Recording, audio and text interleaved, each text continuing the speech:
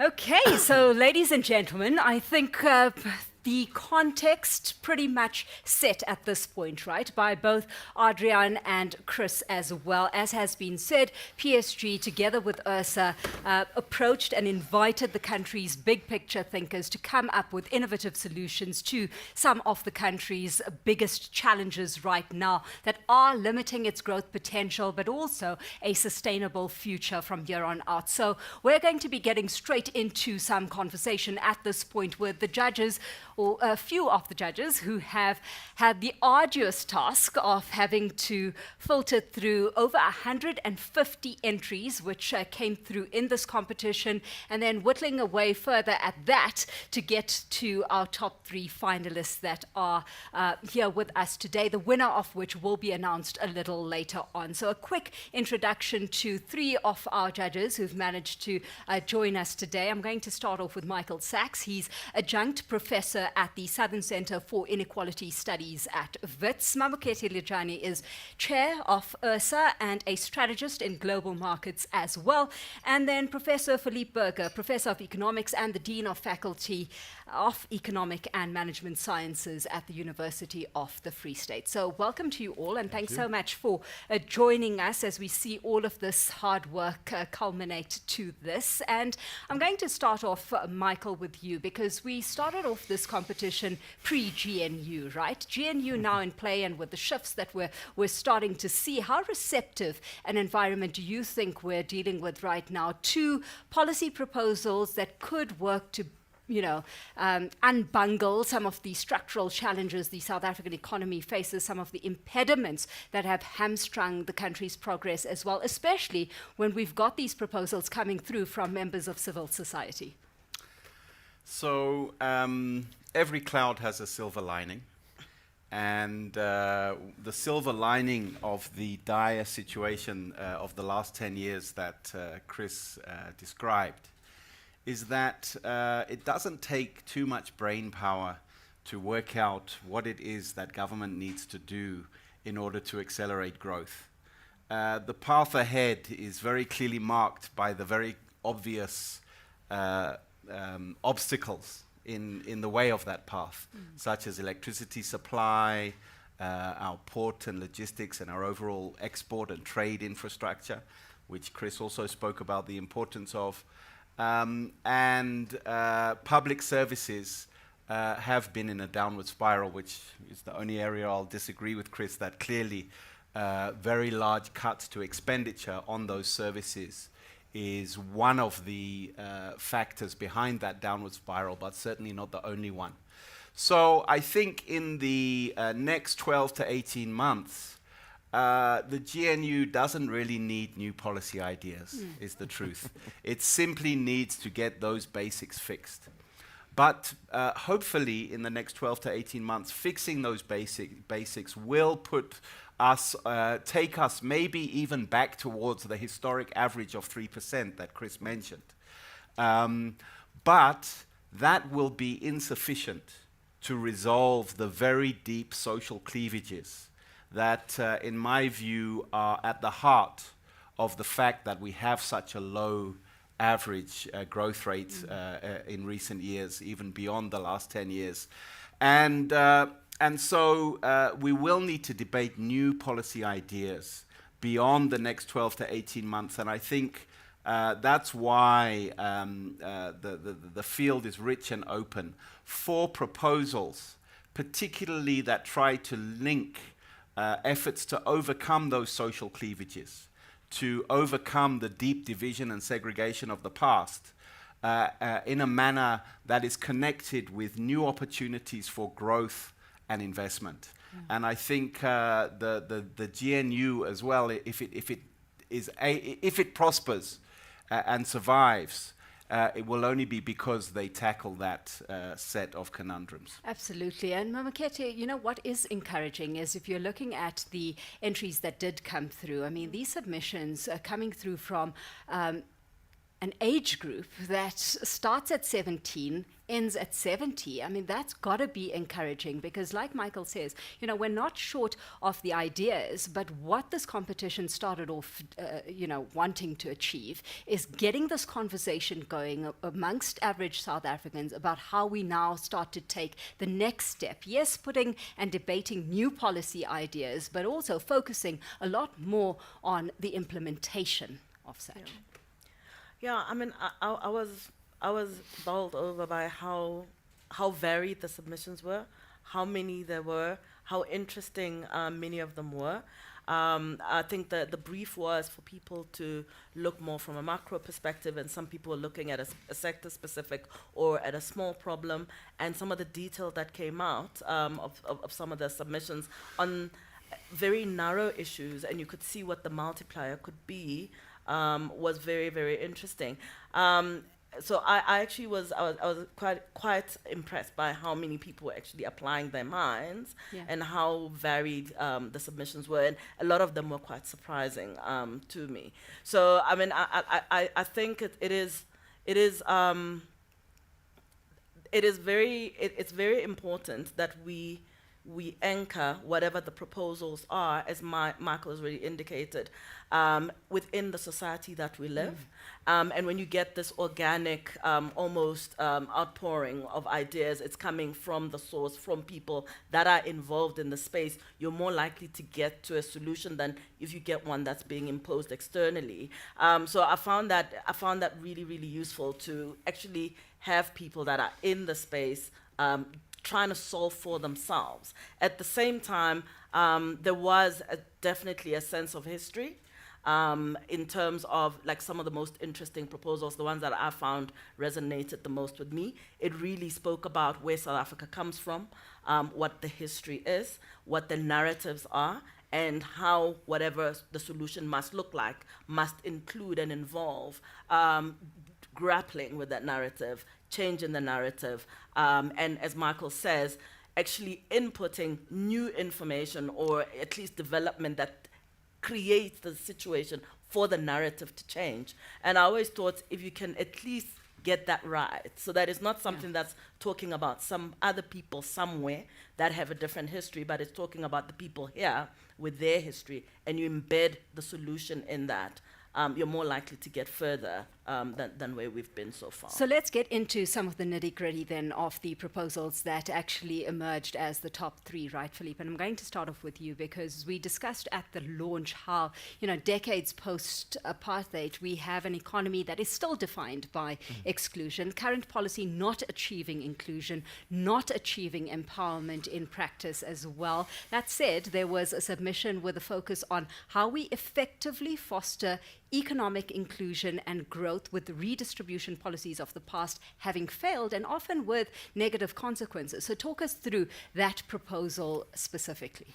Yes, so this is a competition about inclusive economic growth. And what is interesting when, at its most rudimentary level, when you ask people what do you understand as inclusive economic growth, people would think, okay, you're going to get a grant or a handout or but that is not what inclusive economic growth is about. It's not just about the sharing, it is also participating in what is being created. And it is also not working as an employee, but also being part of those who decide what is to be produced. And I think what struck me from this competition is also when we talk about inclusive economic growth, we can't sit like, the Israelites waiting for Moses to arrive from the mountain and to give them, what the truth is and what you shall and shall not do. No, this is a conversation where the conversation itself needs to be inclusive, and that is what I also pick up from so many of the entries that we saw. Is that the conversation itself needs to be, and in a sense, this is just the beginning. Because if, we can wait, and we name some of the big names who contributed, to the debate in South Africa, But we must make that debate ourselves. We need to see letters in, like in the olden days, you open the newspaper and there was a letter to the editor. But when you open up your social feed, you need to see letters from people on these precise debates, so that we can stimulate. We need to take the debate to the people, and that way you start fostering the conversation, and we start to build an idea nationally as to what we in South Africa understand to be inclusive economic growth. Yeah. And I think that is, and hence the papers, yes, so they are ideas of the past, but also what struck me, and as judges, that was one of the things we looked at, is, are there papers with novel ideas? Okay, so on that, in that vein, Yeah. I want to bring Michael in. Novel ideas, right? This paper focused on innovation policies, strengthening state capacity, creating a new narrative for progress, one of the papers that was submitted. Because of timing constraints, given that we've only got 30 minutes to delve into all of this, I'm going to focus specifically on the innovation policy part of this research paper and ask you, does South Africa's National Development Plan, Michael, not provide adequate enough a template for this already? I mean, what was this paper proposing different to that, especially now where you've got something like Operation Vulindlela tackling some of the most serious binding constraints with help of the private sector? The economist Mariana Mazzucato suggests that what is important is that growth doesn't only have a rate, it has a direction.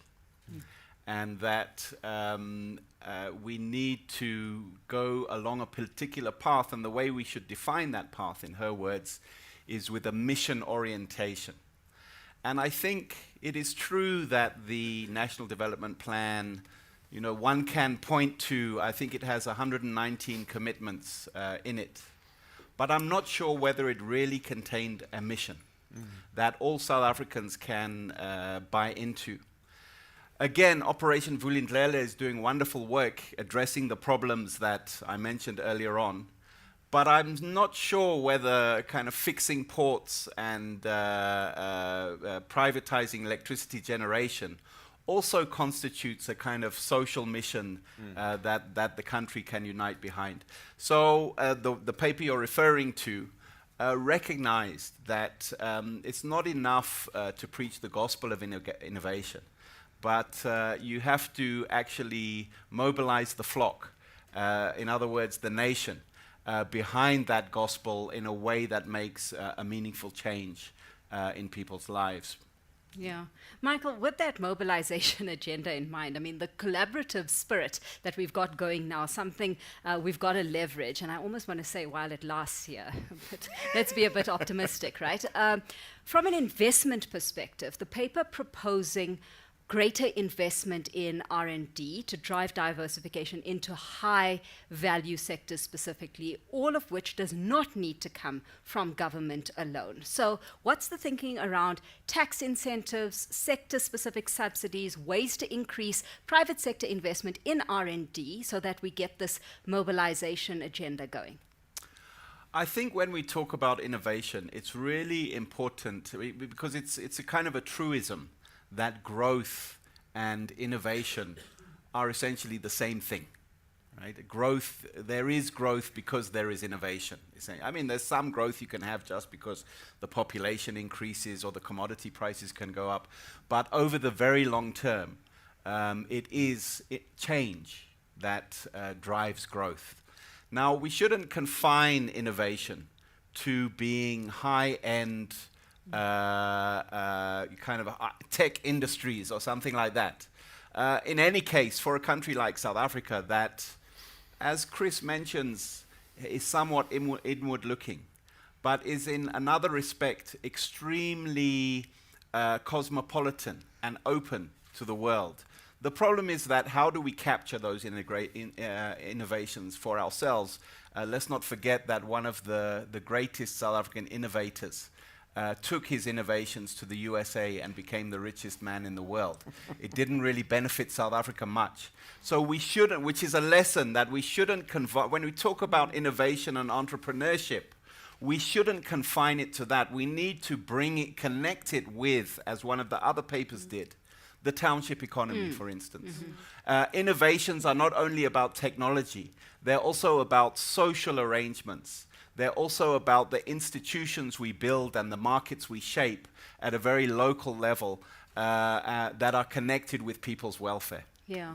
And Mamokete, we've got to bring it back to basics as well, right? And that's what this paper did, because the reality is that this kind of investment in innovation would have to come hand in hand with an investment in human capital at the core. We've discussed before, how researchers are seemingly good at describing the inequalities that plague schools, but actually less successful in making any headway to solving for them. So how innovative an approach, adopted this time when it comes to how we start getting that education system on the right track? I think the problems with the education system are well ventilated. The solutions, or at least the suite of solutions, is it's available, and it's become a political process. We've seen all the noise around the Bella Bill, for example. So, to me, when it comes to investing in human capital, I think when you look at education, you miss something. You miss the fact that there are adults in South Africa who are a lot less productive right now than they would otherwise be. They might not be highly educated. They might have been subject to educational outcomes that we don't like, or that are suboptimal.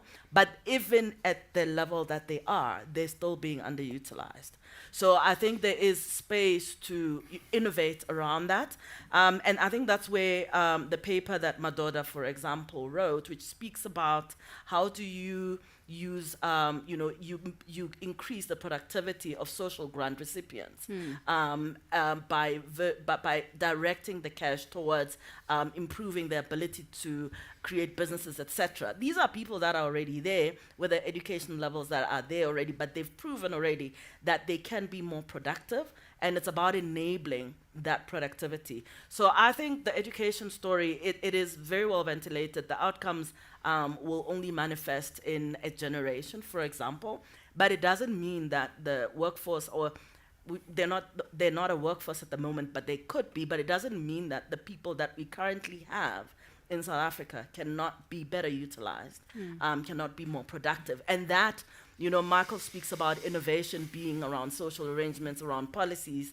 It's one of the things that came out of these papers, for example. This was a very intriguing proposal, which is why it ended up as one of the top 3, which spoke about actually using people that are already there with the cash that are already there and just changing the policy around that a little bit to improve productivity. And in that way, you get growth. So, yeah, education, we can. I think that is well discussed, but this is the bit that we were looking for, that little thing that we hadn't thought about. Okay, and what I like is happening here is it's showing how these 3 submissions are also nicely connected, right, in terms of the theme weaving into the next, and how if the one gets solved for, the other one comes into play, and the next as well.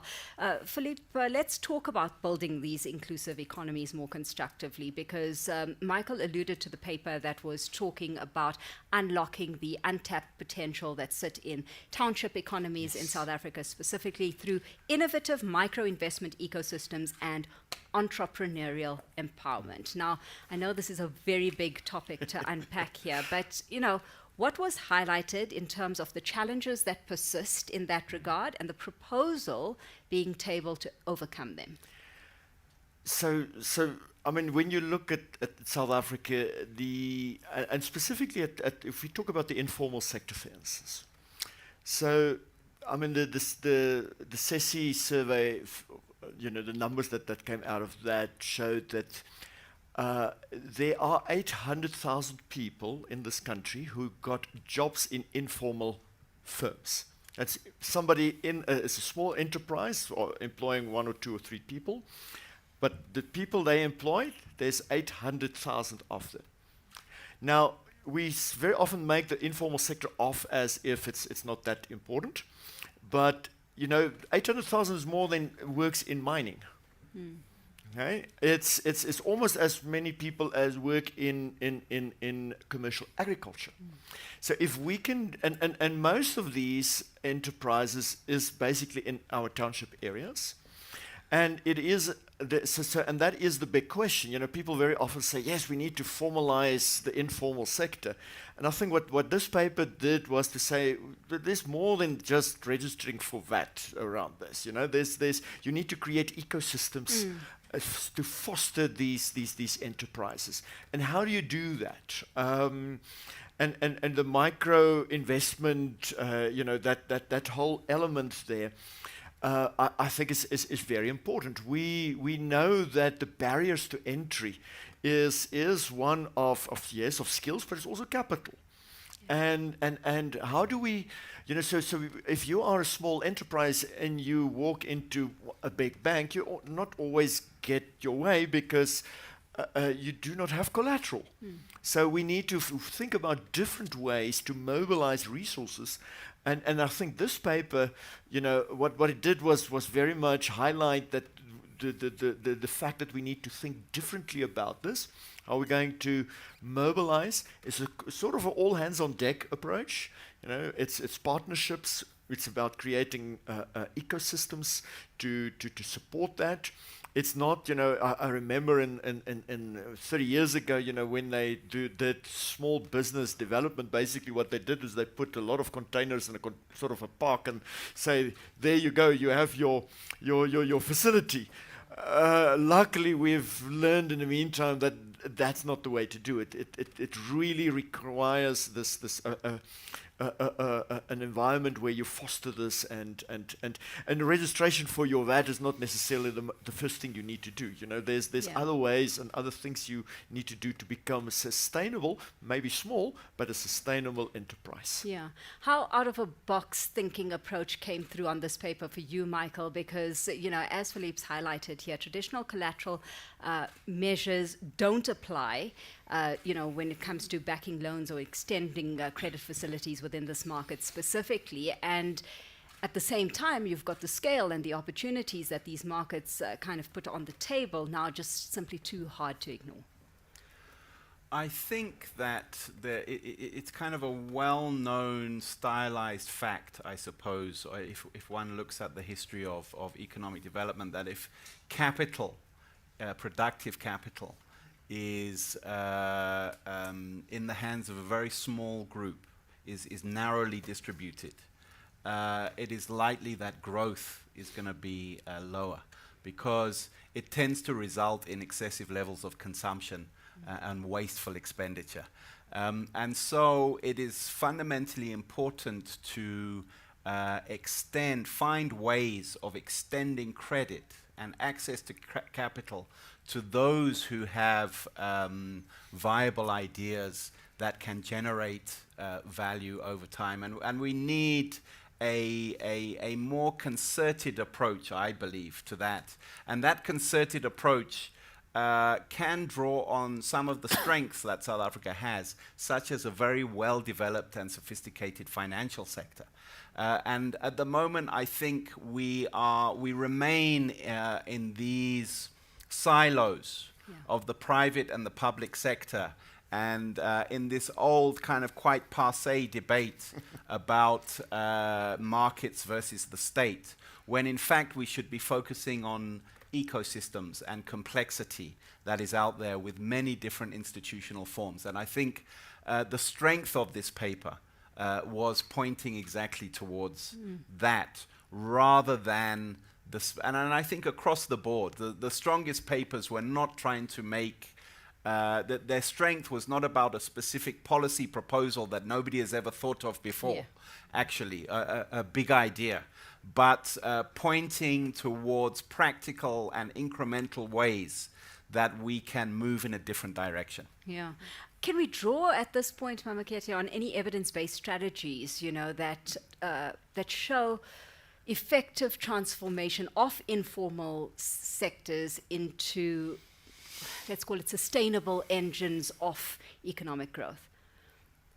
Because in practice, that's the problem, right? Is we've got the idea, we know what has to happen.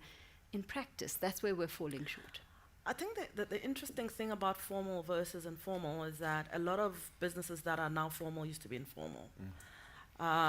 So, this idea that you're stuck, you're either formal or informal, it's actually, it's about whether when a business grows big enough that it can no longer sit outside the formal arrangements, then it moves from informal to formal. So this idea that if you a small business, there's certain business of a certain size will be more likely to be informal, but over time. Of course, there are also sectors that are where entire sectors are almost entirely informal, that are like a feature, like in South Africa, the taxi industry, for example, and that obviously in that there's been an advantage to getting that more formalized, having more access to credit, creating a better institutional infrastructure around those businesses and getting them, and you saw that over time, they got better access to credit, etc.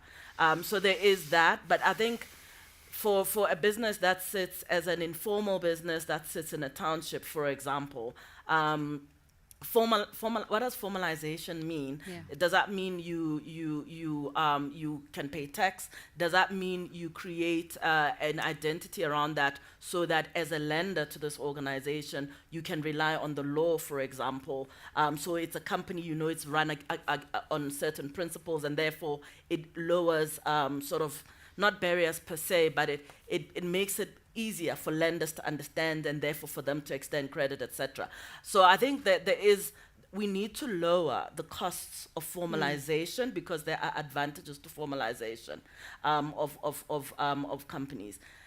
So that for me, the whole formal, informal, it's not about the size, it's about what are the institutional advantages that accrue to formality, and how do we make formality less expensive so that companies can then become formal, and then they're not subject to taxes that they can't afford, labor laws that are maybe, in that way. So that's how I would think about it. Are we seeing any shift happening in that kind of sentiment?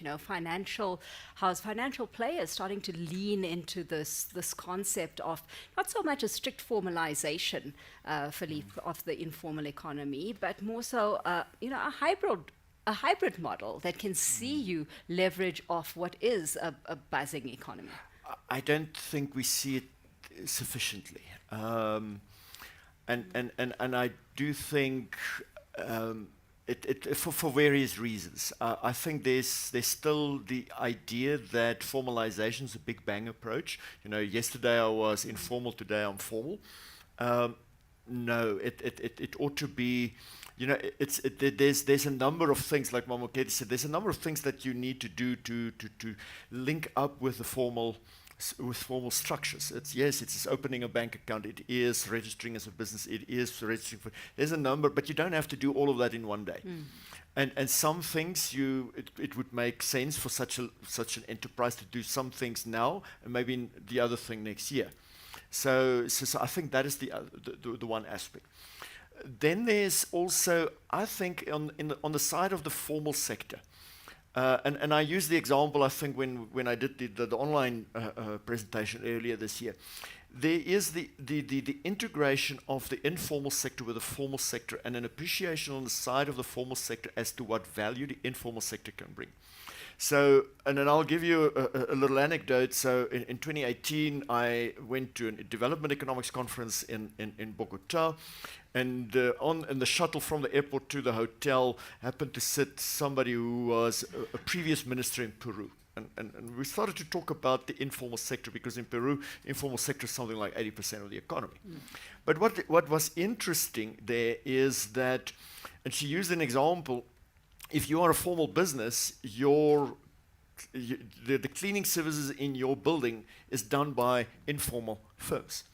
Here, what do? We outsource that to a big JSE listed company who basically bring the cleaners to your building. Why not empower those very same cleaners to have their own little business, empower them with the basic capital to buy vacuum cleaners and everything they need, and then you create, and whether they are registered immediately, that's maybe beside the point. Yeah. I think there's also something in terms of our VAT system. Of course, if you buy something from somebody who's not registered for VAT, then you can't claim input VAT. So there's all these sort of obstacles that prevent the integration of the informal sector into the formal sector. And I think, well, besides the long history of the apartheid government actively oppressing and suppressing the informal sector, there's still all of these municipal bylaws and things, that prevents all of this. And that, I think, is all of that history together explains why in South Africa the informal sector is relatively small compared to the size of the informal sector in other countries. And I think that's an important question, because there are 2.5 to 3.5 times as many unemployed people as there are people working in the informal sector. Yeah. Now let that number sink in for a minute, because why are those unemployed people not active in the informal sector? Yeah. And it's an important question, because if you get that right and if you solve for that, Michael, it makes the proposal that came through in the third paper that we're discussing today, more compelling. One of the first conversations I remember having with you, Michael, was around the universal basic income grant. And that's exactly what, the third paper putting on the table in terms of a policy proposition, promoting the integration and the synergy between social security cash transfer programs and then small business incubation programs that Philippe's touched on. And this is how we start getting this working, right? There are, again, I think the boundary between formal and informal, I agree entirely with Philippe that it's very complex. And one of the challenges we have actually as a government compared to many other governments in the world is we struggle to extend government activity into informal activity. So, for instance, if you think like one of the famous examples in China was called a barefoot doctor, right? That used to go around in the rural areas. But in South Africa, we really struggle to maintain some kind of informal system. One of the other areas where this emerges is in early childhood development. Now, there are two kind of approaches you can take to early childhood development. One is to essentially deliver it through by expanding the existing public schooling system down lower into grade R, and now we're going into grade RR, etc. You could take the same amount of resources and give it to women in townships who run creches. And have a different impact on social relations in that area. Of course, once you do that, all kinds of questions of formalization arise, because the children in those creches that are being subsidized by the government have to have proper nutrition. You have to protect them from people who might want to abuse them. You can't just leave it to you need some level of regulation. But then to what extent do you say, well, but they must be VAT registered and et cetera, et cetera, et cetera. So it's a complex, it's not an easy question, but I think it is one of the central questions that we should be thinking about in promoting an economy with a broader base of economic participation. Because, Mamakete, this is exactly how we shift the conversation from, social grants triggering dependency amongst a population, and instead getting it to focus on the kind of springboard effect it could have, for that very same population, a potential game changer. The thing about it is that what is coming through from both the contributions made by Felipe and Marco is that there is a sense in which there are barriers to economic agents exercising their economic agency. And maybe there is a historical aspect to that, and we need to be more intentional about lowering those barriers. Because for me, if I think about an unemployed person, they're an economic agent, and they do have agency. The question is, do we enable or do we disable them from exercising that? Or how do we help them on their way? And as a social grant recipient, I think one of the stats that comes back is the one that came out of the paper was that 2.5% of social grant recipients use the money they get, or is it 1.5? 1.2. 1.2. You see, I'm actually even upping it because I'm sure it's bigger, to start small businesses, right? And we know that a lot of people use it to facilitate their work searches because they live so far from work, etc. So the social grant is not, these people are not necessarily dependents because they cannot do anything else. We need to start thinking about what are the things that are stopping them from exercising agency to the extent that there's something stopping them, but also how do we make it easy for them to exercise their agency. Obviously, social grants can be a way of doing that. But what are we saying about a social wage? Where do people live relative to where work opportunities are? How do you get people from there to here? I've always said, and I'll use this example, anybody who's ever spoken to me knows this example because I use it all the time.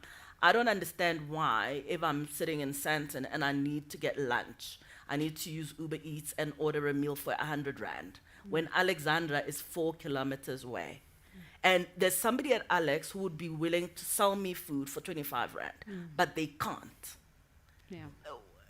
That to me, that distance between Alex and Sandton and my lunch, it needs to be explained. And that is where I think there is an opportunity.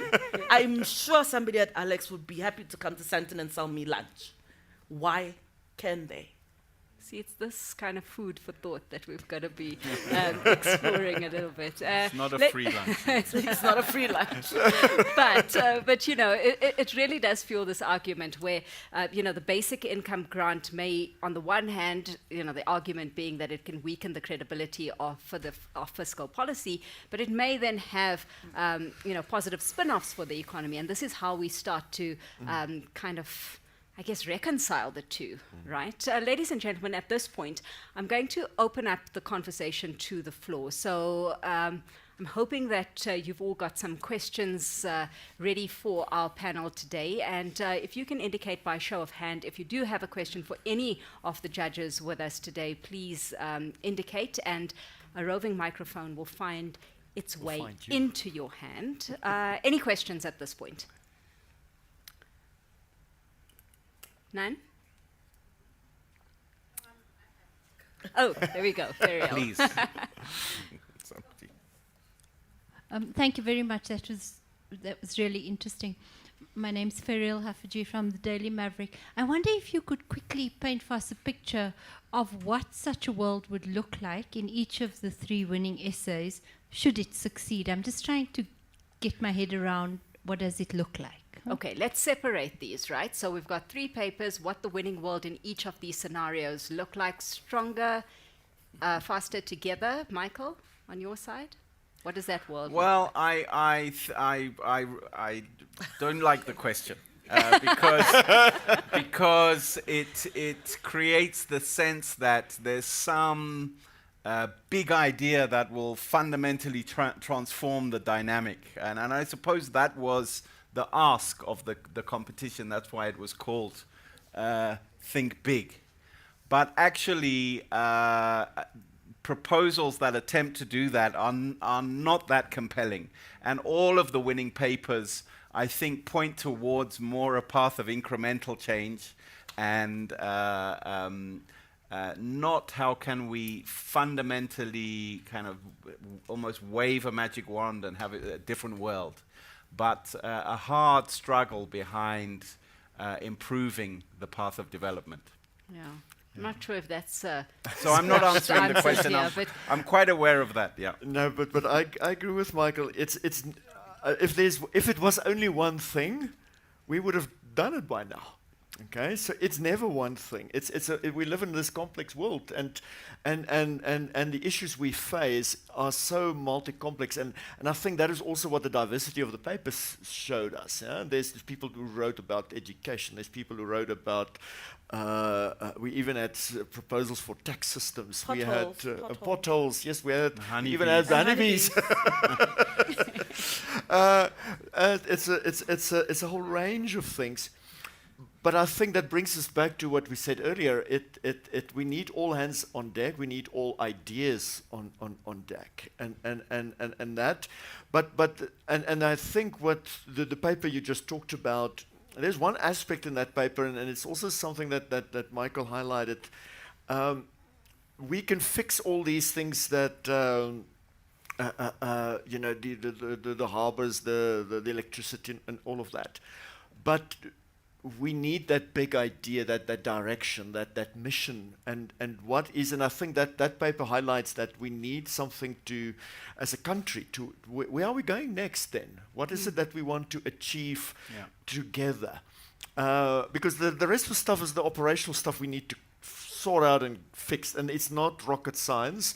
We know how to, there's people run successful harbors in this world or successful railways. We just got to, get with it.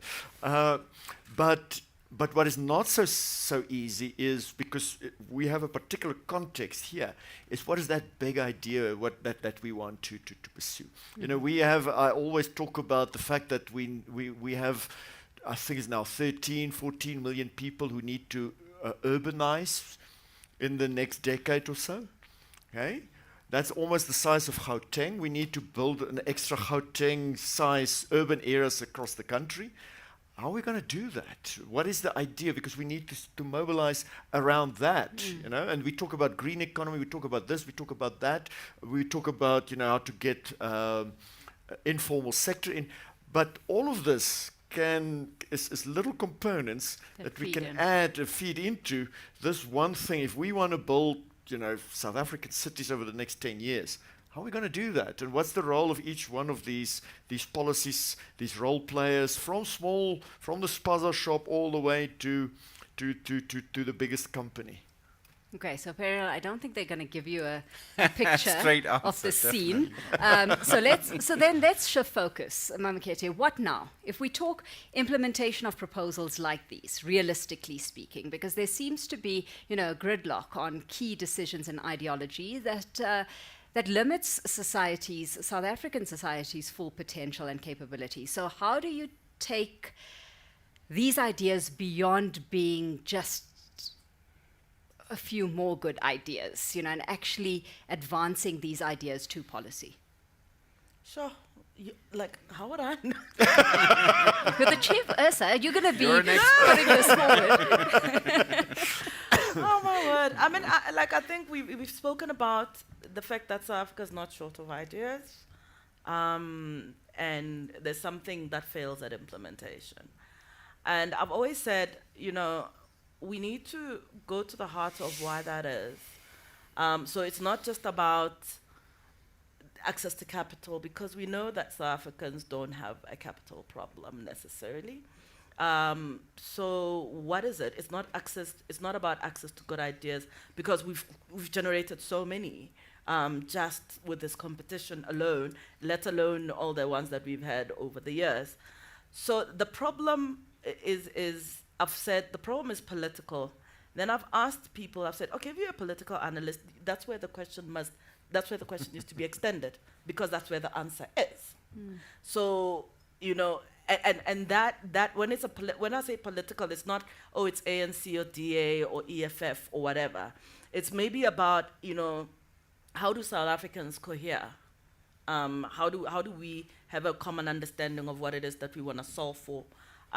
Where are our differences? We're a very diverse country, and maybe that's why consensus can be so elusive, because if we can agree on a few things, like I was watching the U.S. elections, they agree on a few things that are terrible ideas, but they seem to agree on that. It's like they say, oh, this is a bipartisan issue, it's open and it's shut, and I'm like, it's a terrible idea. But they agree on that, right? And it feels to me that some of these societies, maybe they've had a lot more time to talk about, you know, who they are and what they want. And so they can coalesce around a few ideas like, you know, tariffs are, you know, great, and, you know, fiscal expansion to the stratosphere is fantastic. Here we like still squabbling because I don't know. So for me, it does feel very much like it's a political question. Yeah.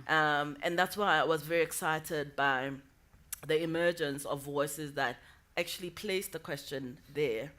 So, you know, the paper by Johan, you mentioned that it does speak to this together and creating a narrative around which we can find commonality as part of the core ideas.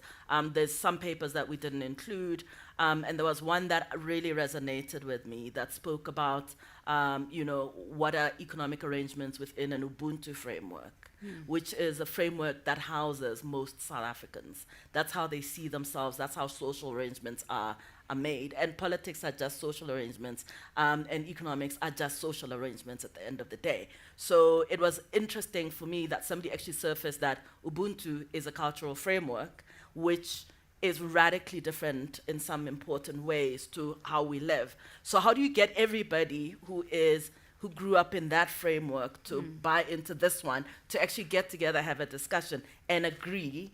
You know, so I found that, I think that is at the core of it. So we talk about communism, socialism in South Africa being at odds with capitalism. I think the issue might be a lot deeper than just, oh, these are communists and they're Marxists.